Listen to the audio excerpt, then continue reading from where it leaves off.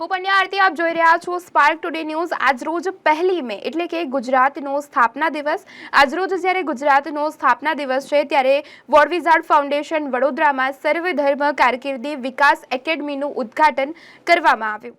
ગુજરાતના સ્થાપના દિવસના શુભ પ્રસંગે વોર્ડ વિઝાર્ડ ગ્રુપ ઓફ કંપનીઝની CSR પાંખ વોર્ડ વિઝાર્ડ ફાઉન્ડેશને વડોદરામાં સર્વધર્મ કારકિર્દી વિકાસ એકેડમીના ઉદ્ઘાટન સાથે શિક્ષણ ક્ષેત્રે એક મહત્વપૂર્ણ પગલું ભર્યું છે। આ એકેડમીનું ઉદ્ઘાટન શ્રી વલ્લભ કુલભૂષણ વૈષ્ણવાચાર્ય પરમ પૂજ્ય 108 શ્રી વ્રજરાજકુમારજી મહોદય શ્રી દ્વારા વોર્ડ વિઝાર્ડ ગ્રુપના chairman Shri Yatin Gupte, Ward Wizard ફાઉન્ડેશનના trustee Shrimati Sheetal Bhalerao, Ward Wizard ફાઉન્ડેશનના સલાહકાર ડોક્ટર જીગર ઇનામદાર અને વડોદરાના ભાજપના પ્રેસિડેન્ટ ડોક્ટર વિજય શાહની પ્રેરક ઉપસ્થિતિમાં ઉદ્ઘાટન કરવામાં આવ્યું। સમાજમાં કોર્પોરેટ કંપનીઓ જ્યારે પણ પોતાની પ્રવૃત્તિઓને આગળ લઈ જવા માટે પ્રવૃત્ત થાય ત્યારે એ કોર્પોરેટ કંપનીઓ પોતાની સામાજિક જવાબદારીને પણ ધ્યાનમાં રાખતી હોય છે। વડોદરાના સમાજ જીવનના એક કાર્યકર્તા તરીકે વડોદરાની કોર્પોરેટ કંપનીઓ સાથે અમે નિરંતર સંપર્કમાં રહેવાનો પ્રયાસ કરતા હોઈએ છીએ। વર્લ્ડ વિઝાર્ડ કંપની જ્યારથી વડોદરામાં એક્ટિવ છે, અલગ અલગ મોટી મોટી ઇવેન્ટ્સમાં વર્લ્ડ વિઝાર્ડ કંપનીની કોઈને કોઈ રીતે ભાગીદારી હોય છે અને પોતાની સામાજિક ભાગીદારીથી એ સમાજ માટે કંઈ ને કંઈ કરવા માટે પ્રવૃત્ત થાય ત્યારે સમાજના સૌથી મહત્ત્વના વિષયો જેમ કે શિક્ષણ, આરોગ્ય, યુવાઓનો વિકાસ, આ બધા જ વિષયોમાં ધીરે ધીરે વર્લ્ડ વિઝાર્ડ કંપની પોતાના તરફથી નવી નવી પ્રવૃત્તિઓ શરૂ કરવા માટે ઈચ્છુક છે અને વર્લ્ડ વિઝાર્ડ તરફથી ગુજરાતને ધ્યાનમાં રાખીને, વડોદરાને ધ્યાનમાં રાખીને યુવાઓના કેરિયર ડેવલપમેન્ટ માટેનું કોઈ ઇનિશિયેટિવ શરૂ થાય આવી એક ચર્ચા થઈ। વર્લ્ડ વિઝાર્ડ કંપનીનું એક વર્લ્ડ વિઝાર્ડ ફાઉન્ડેશન છે અને વર્લ્ડ વિઝાર્ડ ફાઉન્ડેશન તરફથી યુવાઓ માટે, મહિલાઓ માટે, સૌ માટે અલગ અલગ એક્ટિવિટીઝ ડિઝાઇન કરવામાં આવે છે।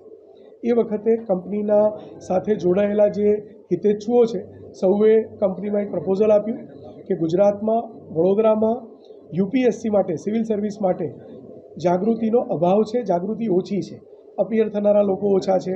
એના કારણે પરિણામમાં જ્યારે લિસ્ટ આપણે જોઈએ ક્વોલિફાય થયેલા લોકોનું તો એમાં વડોદરાના લોકો અને ગુજરાતી લોકોની સંખ્યા આપણને ઓછી જોવા મળતી હોય છે।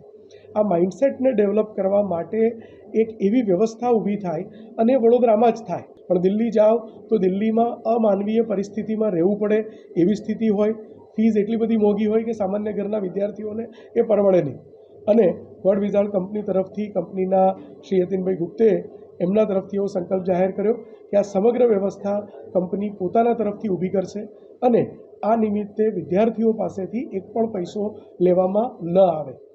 એક પ્રકારે વિદ્યાર્થીઓની કારકિર્દીનું આ સંવર્ધન છે અને એટલા માટે આ એકેડમીને અમે સંવર્ધનમ આ પ્રકારનું નામ આપ્યું છે। આ એકેડમીના માધ્યમથી જુદા જુદા 5 ઇનિશિયેટિવ અમે પ્લાન કર્યા છે। પહેલું ઇનિશિયેટિવ એ UPSC અને GPSC માટે સમગ્ર વર્ષની ટ્રેનિંગ, જેમની 1 વર્ષની ટ્રેનિંગ પૂરી થાય એ રિવિઝન માટે, વધારે અભ્યાસ માટે અહીંયા આવી શકે, પણ દર વર્ષે 60 નવા વિદ્યાર્થીઓને લેવા, 30 વિદ્યાર્થીઓની 2 બેચ બનાવવી। આના માટે વડોદરા, ગુજરાત, અક્રોસ ઇન્ડિયા જેમને એપ્લિકેશન કરવી હોય એપ્લિકેશન કરી શકે। જે રીતે UPSCની પરીક્ષા લેવાય છે એ જ રીતે એનું એન્ટ્રન્સ થાય અને પ્યોર મેરિટથી શ્રેષ્ઠ 60 વિદ્યાર્થીઓને નિઃશુલ્ક કોચિંગ પૂરું પાડવામાં આવે। આ પહેલું ઇનિશિયેટિવ છે। ત્યારબાદ અલગ અલગ કોમ્પિટિટિવ એક્ઝામ્સ યોજાતી હોય છે। ઘણીવાર એક્ઝામની માહિતી નથી હોતી, ઘણીવાર એક્ઝામના પ્રોસેસ વિશે ખબર નથી હોતી, તો તમામ પ્રકારની કોમ્પિટિટિવ એક્ઝામ્સની બધી જ માહિતી એક જગ્યા પર અવેલેબલ રહે અને એનો પ્રોસેસ, એના માટેના વર્કશોપ, શોર્ટ ટર્મ કોચિંગ એ અમારું બીજું ઇનિશિયેટિવ છે। ત્રીજું, રોજગાર એ યુવાઓ માટે સૌથી મહત્ત્વનો વિષય હોય। વડોદરાની આસપાસ એટલી બધી કંપનીઓ છે, એ કંપનીઓમાં એટલી બધી વેકન્સીઝ બહાર પડતી હોય છે, પણ એ યુવાનોને ખબર ના હોય, યુવાનોને નોકરી જોઈતી હોય પણ વેકન્સી ક્યાં છે એની એમને માહિતી ના હોય, તો કંપનીઓ પોતાની જરૂરિયાત એ સજેસ્ટ કરે, યુવાનો એ પોતાના CV અપલોડ કરે, એને એડિટ પણ કરી શકે, એને સુધારી પણ શકે, તો એને AIના માધ્યમથી, આર્ટિફિશિયલ ઇન્ટેલિજન્સના માધ્યમથી CV અને રિક્વાયરમેન્ટ એ બંનેને મેચ કરવામાં આવે, ઓનલાઈન એમનું શોર્ટલિસ્ટિંગ થાય, એમના ઇન્ટરવ્યૂ શેડ્યુલ થાય અને યુવાનોને મહત્તમ રોજગારી મળે, સ્થાનિક યુવાનોને વધારે રોજગારી મળે। આ પ્રકારની આખી એક વ્યવસ્થા એ ત્રીજું ઇનિશિયેટિવ છે। 10મા પછી 12મા પછી કોલેજ પછી ભારતની બહાર વધુ અભ્યાસ માટે વિદ્યાર્થીઓએ શું કરવું જોઈએ એના માટેની એક સ્ટ્રક્ચર્ડ વ્યવસ્થા હોવી જોઈએ. એટલે ઉચ્ચ શિક્ષણ માટેનું કારકિર્દી માર્ગદર્શન એ ચોથું ઇનિશિયેટિવ છે.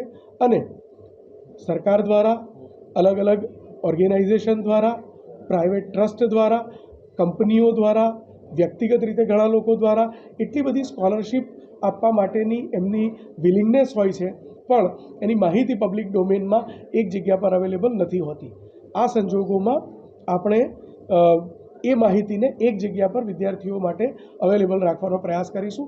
આ 5 ઇનિશિયેટિવ સંવર્ધનમ નામથી વર્લ્ડ વિઝાર્ડ ફાઉન્ડેશનના નેજા હેઠળ આજે ગુજરાત સ્થાપના દિવસે અમે શરૂ કરવા જઈ રહ્યા છીએ.